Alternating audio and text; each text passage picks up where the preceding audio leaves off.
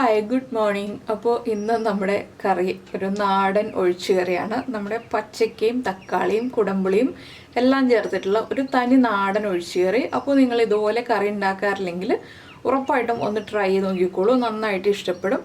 പിന്നെ ചോറിൻ്റെ കൂടെ മാത്രമാണ് ഈ ഒരു കറി വളരെ നല്ല കോമ്പിനേഷൻ. എന്താണെന്ന് വെച്ചാൽ നമുക്ക് കൂടുതലായിട്ട് ചോറിൻ്റെ കറികളാണല്ലോ ആവശ്യം. അപ്പോൾ അതുകൊണ്ടാണ് നമ്മൾ ചോറിൻ്റെ കൂടെ കഴിക്കാൻ പറ്റുന്ന കറികൾ കൂടുതൽ ചെയ്യുന്നത്. അപ്പോൾ നമുക്ക് ഈ കറി എങ്ങനെ റെഡിയാക്കുന്നതെന്ന് നോക്കാം. നമുക്ക് നമ്മുടെ പച്ചക്ക തക്കാളി കറിയുടെ ഇൻഗ്രീഡിയൻസ് നോക്കാം. നമ്മളിപ്പോൾ ഒരു പച്ചക്ക എടുത്തിട്ടുണ്ട്. നന്നായിട്ട് മൂത്ത് വന്ന പച്ചക്ക ആയിരിക്കണം കേട്ടോ, പഴുപ്പായതല്ല. പഴുപ്പാകുന്നതിന് മുന്നേയുള്ള ഭാഗം നമ്മൾ പച്ചക്ക ചിപ്സൊക്കെ ഉണ്ടാക്കാൻ വാങ്ങിക്കുന്നതിനേക്കാൾ ഒന്നുകൂടി മൂപ്പായ പച്ചക്ക ആയിരിക്കണം. അതുപോലെ തന്നെ ഒരു പഴുത്ത തക്കാളി എടുത്തിട്ടുണ്ട്. പിന്നെ 2 പീസ് കുടംപുളി, ഞാൻ ഒരു പച്ചക്ക എടുത്തുകൊണ്ട് 2 പീസ് കുടംപുളി വെള്ളത്തിലിട്ടിട്ടുണ്ട്. ഒരു 1/4 കപ്പ് തേങ്ങ ചിരവിയതെടുത്തിട്ടുണ്ട്. അപ്പോൾ ആദ്യം നമുക്ക് ഈ പച്ചക്ക ഒന്ന് തൊലി മാറ്റിയിട്ട് കട്ട് ചെയ്ത് നമ്മുടെ ചട്ടിയിലിട്ട് നന്നായിട്ട് കഴുകി കുക്ക് ചെയ്യാൻ വയ്ക്കാം. അപ്പോൾ ആദ്യം ഈ പച്ചക്കയുടെ തൊലിയൊന്ന് മാറ്റിട്ടെ. അപ്പോൾ ഞാൻ ഈ ചട്ടിയിലേക്കാണ് പച്ചക്ക കട്ട് ചെയ്തിടാൻ പോകുന്നത്. പച്ചക്ക കട്ട് ചെയ്യുന്നത് എല്ലാവർക്കും അറിയാവുന്ന കാര്യമാണ്, എങ്കിലും അറിയാത്ത ആരെങ്കിലും ഉണ്ടെങ്കിൽ ജസ്റ്റ് കാണിച്ചു തരാം. നമ്മളിതുപോലെ ഈ ഒരു ബലമുള്ള പോർഷൻ ഉണ്ടല്ലോ പച്ചക്കയുടെ, ഈ ഒരു പോർഷൻ മാത്രം മാറ്റുന്നുള്ളൂ, തൊലി കംപ്ലീറ്റ് മാറ്റുന്നില്ല കേട്ടോ.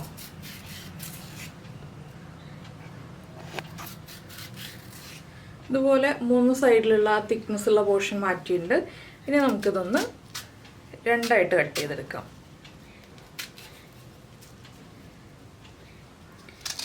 രണ്ടായിട്ട് കട്ട് ചെയ്തിട്ട് ചെറിയൊരു കനത്തിൽ ഇതുപോലെ കട്ട് ചെയ്തെടുക്കുക.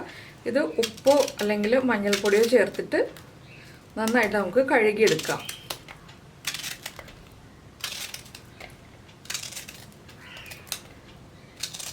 അപ്പോൾ ഞാനിത് ഉപ്പ് ചേർത്താണ് കഴുകിയെടുക്കാൻ പോകുന്നത്. ഇതൊന്ന് കഴുകിയെടുത്തിട്ട് വരട്ടെ. അപ്പോൾ ഞാൻ പച്ചക്ക നന്നായിട്ട് കഴുകിയതിന് ശേഷം വെള്ളം ചേർത്ത് കുക്ക് ചെയ്യാൻ വേണ്ടി വെച്ചിട്ടുണ്ട്. ഇതിലേക്ക് നമുക്ക് 2 പച്ചമുളക് ചേർക്കാം. നമ്മൾ മുളക് പൊടി ചേർക്കുന്നുണ്ടെങ്കിലും എരിവിനായിട്ട് പച്ചമുളകും കൂടി ചേർക്കുമ്പോഴാണ് നമ്മുടെ കറിക്ക് കറക്റ്റായിട്ട് ആ എരിവൊക്കെ ഉണ്ടാവുക. എന്താണെന്ന് വെച്ചാൽ നമ്മൾ ഒരുപാട് മുളക് പൊടി ചേർക്കുന്നില്ല, കുറച്ച് മുളക് പൊടി ചേർക്കുന്നുള്ളൂ. വലിയ പച്ചമുളകായതുകൊണ്ട് ഞാൻ ഒന്നുകൂടി ഒന്ന് കുറുകെ കട്ട് ചെയ്തിട്ടുണ്ട്. ഇതിലേക്ക് പച്ചക്കയ്ക്ക് ആവശ്യമായിട്ടുള്ള ഉപ്പ് ചേർക്കുക. നമുക്ക് തക്കാളിക്കും കൂടെ ആവശ്യമായിട്ടുള്ള ഉപ്പ് വേണം. ഇപ്പോൾ തക്കാളി ചേർക്കുന്നില്ല, തക്കാളി കുറച്ച് കഴിഞ്ഞിട്ടേ ചേർക്കുള്ളൂ. ഇനി ഇതിലേക്കൊരു 1/2 ടീസ്പൂൺ മഞ്ഞൾപ്പൊടി ചേർക്കുക. 1/4 ടീസ്പൂൺ മുളക് പൊടി, എരിവുള്ള മുളക് പൊടിയാണ്, 1/4 ടീസ്പൂൺ മതി.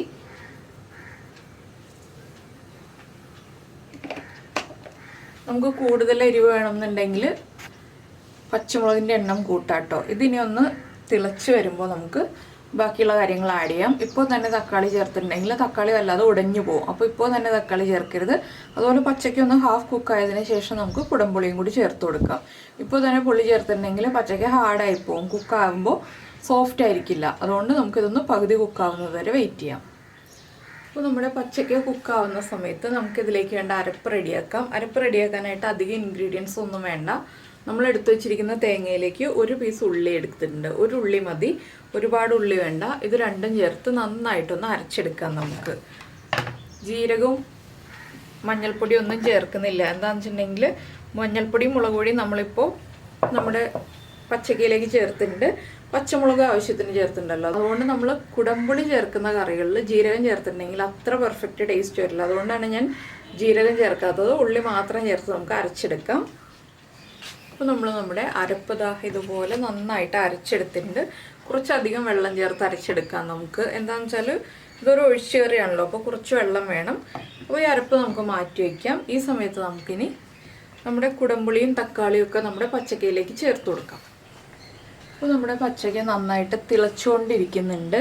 നമുക്കിനി ഇതിലേക്ക് നമ്മൾ വെള്ളത്തിലിട്ട് വെച്ചിരിക്കുന്ന കുടംപുളി ആ വെള്ളത്തോടു കൂടി ചേർത്ത് കൊടുക്കാം.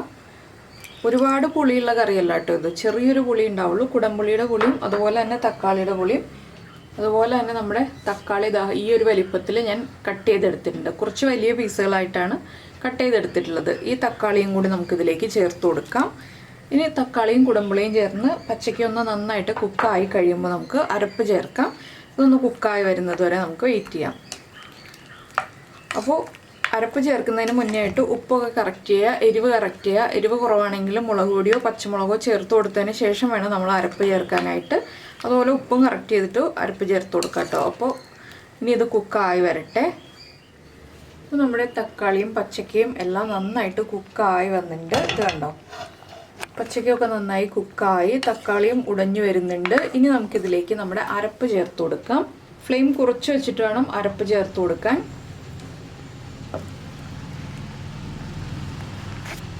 ഇതിലേക്ക് നമുക്ക് കുറച്ച് വെള്ളവും കൂടി ചേർക്കാം. ഇനി നന്നായിട്ടൊന്ന് ഇളക്കി മിക്സ് ചെയ്യാം.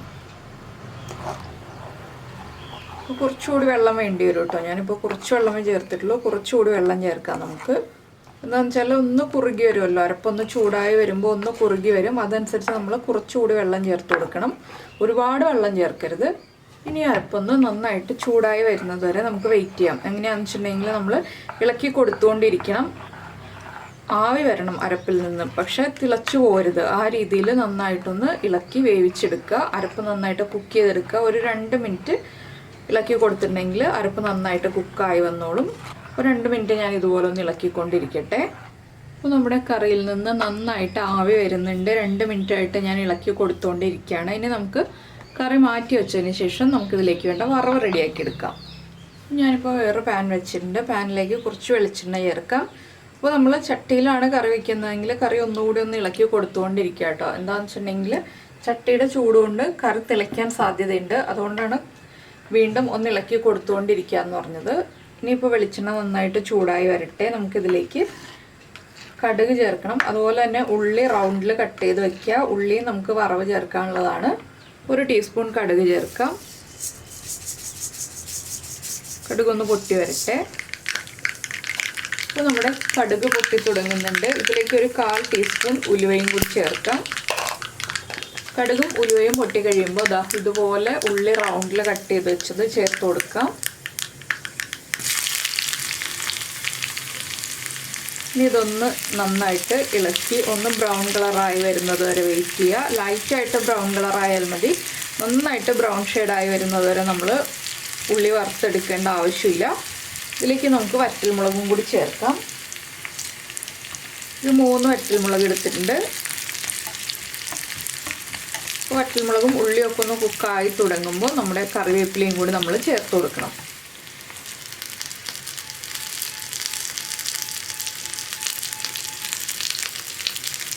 ഇതെല്ലാം ചേർന്ന് നന്നായിട്ടൊന്ന് കുക്കായി വരട്ടെ. ഇതിലേക്ക് കറിക്ക് കളർ കുറവാണെങ്കിൽ നിങ്ങൾക്കൊരു 1/4 ടീസ്പൂൺ മഞ്ഞൾപ്പൊടി ചേർക്കാം കേട്ടോ. ഈ ഉള്ളിയുടെ മിക്സിലേക്ക് കറിക്ക് കളർ കുറവാണെങ്കിൽ മാത്രം. ഞാനിപ്പോൾ ചേർക്കുന്നില്ല, ഞാൻ പറഞ്ഞു എന്ന് മാത്രമേ ഉള്ളൂ. അപ്പോൾ മഞ്ഞൾപ്പൊടിയുടെ റോ ടേസ്റ്റ് മാറിയിട്ട് നന്നായിട്ട് കുക്കായതിന് ശേഷം നമുക്ക് കറിയിലേക്ക് ചേർത്ത് കൊടുക്കാൻ പറ്റും. ഡയറക്റ്റ് ഇപ്പോൾ മഞ്ഞൾപ്പൊടി ചേർത്തിട്ടുണ്ടെങ്കിൽ ആ റോ ടേസ്റ്റ് നിൽക്കും മഞ്ഞൾപ്പൊടിയുടെ. അപ്പോൾ ഇത് ഫ്ലെയിം ഓഫ് ചെയ്തിട്ട് വേണം മഞ്ഞൾപ്പൊടി ചേർക്കുന്നുണ്ടെങ്കിൽ ചേർക്കാനായിട്ട്. അപ്പോൾ നമ്മുടെ ഉള്ളിയൊക്കെ ഒന്ന് കുക്കായി തുടങ്ങുന്നേ ഉള്ളൂ. 1 മിനിറ്റും കൂടി ഒന്ന് വെയിറ്റ് ചെയ്യാം നമുക്ക്. അപ്പോൾ നന്നായിട്ട് കുക്കായി വന്നോളും. ഇതുപോലെ ഉള്ളി ഫ്രൈ ചെയ്തിട്ട് ചേർക്കുമ്പോൾ കറിക്കൊരു പ്രത്യേക ടേസ്റ്റാണ് കേട്ടോ. അപ്പോൾ നിങ്ങൾ ഇതുപോലെ ഉള്ളിയും വറ്റൽമുളകും കടുകും ഉലുവയും എല്ലാം ചേർത്തിട്ട് വറവിട്ട് ചേർക്കാറില്ല എന്നുണ്ടെങ്കിൽ ഒന്ന് ചെയ്ത് നോക്കിക്കോളൂ. നന്നായിട്ട് ഇഷ്ടപ്പെടും. ചില കറികൾക്ക് മാത്രമേ നമ്മൾ ഉലുവ ചേർക്കുള്ളൂ. ഇപ്പോൾ ഞാൻ കുടംപുളി ചേർത്തതുകൊണ്ടാണ് ഇതിലേക്ക് ഉലുവ ചേർത്തത്. കുടംപുളി ചേർക്കാതെയാണ് നമ്മൾ ഈ ഒരു കറി ഉണ്ടാക്കുന്നതെങ്കിൽ ഉലുവ ചേർക്കേണ്ട ആവശ്യമില്ല കേട്ടോ. അതൊക്കെ നമ്മൾ ചേർക്കുന്ന ഇൻഗ്രീഡിയൻസ് അനുസരിച്ച് വ്യത്യാസം വരും. അപ്പോൾ നമ്മുടെ ഉള്ളിയൊക്കെ ഒന്ന് കുക്കായി വരുന്നുണ്ട്. നമുക്ക് ഫ്ലെയിം ഓഫ് ചെയ്യാം. ഇനി നമുക്കിത് കറിയിലേക്ക് ചേർത്ത് കൊടുക്കാം. അപ്പോൾ നമ്മുടെ കറിയിലേക്ക് നമുക്ക് ഈ വറവ് റെഡിയാക്കിയത് ചേർത്ത് കൊടുക്കാം.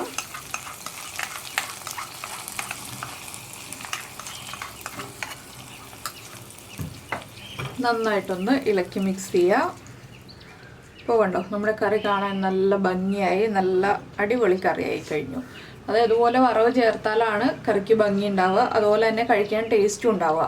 അപ്പോൾ കടുകൊക്കെ ഇത്രയും തന്നെ ചേർക്കണം കേട്ടോ. നമുക്ക് പലപ്പോഴും കമൻറ്റ്സ് വരാറുണ്ട്, കടുക് എന്തിനാണ് ഇത്രയും ചേർക്കുന്നതെന്ന്. കടുക് കൂടുതൽ ചേർത്താലാണ് കറികൾ കാണാൻ ഭംഗി ഉണ്ടാവുക. അതുപോലെ കടുക് കഴിക്കുമ്പോൾ ടേസ്റ്റും ഉണ്ട്. അപ്പോൾ നിങ്ങളിതുപോലെ ഈ ഒരു കറി ഒന്ന് ട്രൈ ചെയ്ത് നോക്കിക്കോളൂ. നന്നായിട്ട് ഇഷ്ടപ്പെടും. ഇതുപോലെയുള്ള വെറൈറ്റി കറികളൊക്കെ നിങ്ങൾ ചെയ്ത് നോക്കാറുണ്ടെന്നുണ്ടെങ്കിൽ അതും കൂടെ നമ്മുടെ വീഡിയോയുടെ താഴെ ഒന്ന് കമൻറ്റ് ചെയ്യാം കേട്ടോ. പിന്നെ നിങ്ങൾക്ക് ഇഷ്ടപ്പെടുന്ന കുക്കിംഗ് റെസിപ്പീസ്, കുക്കിംഗ് താല്പര്യമുള്ള നിങ്ങളുടെ ഫ്രണ്ട്സിനും ഫാമിലി മെമ്പേഴ്സിനും ഒക്കെ ഒന്ന് ഷെയർ ചെയ്ത് കൊടുക്കുക. അപ്പോൾ ഈ ഒരു കറി ചൂടോടെ തന്നെ ഉപയോഗിക്കുന്നതിനേക്കാൾ നല്ലത് ഒന്ന് ചൂട് മാറി വന്നിട്ട് ഉപയോഗിക്കുന്നതാണ്. അപ്പോൾ ഒരു 1-2 മണിക്കൂർ നമ്മൾ രാവിലെ കറി റെഡിയാക്കി വെക്കുകയാണെങ്കിൽ 1-2 മണിക്കൂർ കഴിഞ്ഞിട്ട് ഉപയോഗിക്കുക. ചോറിന് ഊണ് കഴിക്കുന്ന സമയമാകുമ്പോൾ ഒരു 10 മണിക്ക് റെഡിയാക്കിയിട്ടുണ്ടെങ്കിൽ ഊണ് കഴിക്കുന്ന സമയമാകുമ്പോൾ കറിയുടെ ചൂടൊക്കെ മാറി കറക്റ്റ് ആയിട്ടുണ്ടാവും. അപ്പോഴാണ് ആ പച്ചക്കയിലേക്ക് നന്നായിട്ട് പുളിയൊക്കെ പിടിച്ച് നല്ല ടേസ്റ്റ് ആവുന്നത്. അപ്പോൾ നിങ്ങൾ ഇതുപോലെ ട്രൈ ചെയ്ത് നോക്കിയതിന് ശേഷം ഫീഡ്ബാക്ക് പറയാൻ മറക്കരുത്. പിന്നെ നമ്മുടെ ചാനൽ ആദ്യമായിട്ട് കാണുകയാണെങ്കിൽ നമ്മുടെ വീഡിയോ പ്രസൻറ്റ് ചെയ്യുന്ന രീതിയൊക്കെ ഇഷ്ടമായിരുന്നുണ്ടെങ്കിൽ നമ്മുടെ ചാനൽ ഒന്ന് സബ്സ്ക്രൈബ് ചെയ്യുക. സബ്സ്ക്രൈബ് ചെയ്യുന്നതിന് ഈ വീഡിയോയുടെ താഴെയുള്ള റെഡ് സബ്സ്ക്രൈബ് ബട്ടൺ ഒന്ന് ക്ലിക്ക് ചെയ്യുക. അതിൻ്റെ റൈറ്റ് സൈഡിലുള്ള ബെല്ലൈക്കണും ക്ലിക്ക് ചെയ്യുക. അപ്പോൾ ഓൾ എന്ന് പറഞ്ഞിട്ടൊരു ഓപ്ഷൻ വരും. ആ ഓളും കൂടി പ്രസ് ചെയ്തിട്ടുണ്ടെങ്കിൽ ഞാൻ എപ്പോഴും വീഡിയോ അപ്ലോഡ് ചെയ്യുമ്പോൾ നിങ്ങൾക്ക് നോട്ടിഫിക്കേഷൻ വരും. അപ്പോൾ നമുക്ക് നമ്മുടെ അടുത്തൊരു റെസിപ്പിയുമായിട്ട് അടുത്ത ദിവസം വീണ്ടും കാണാം.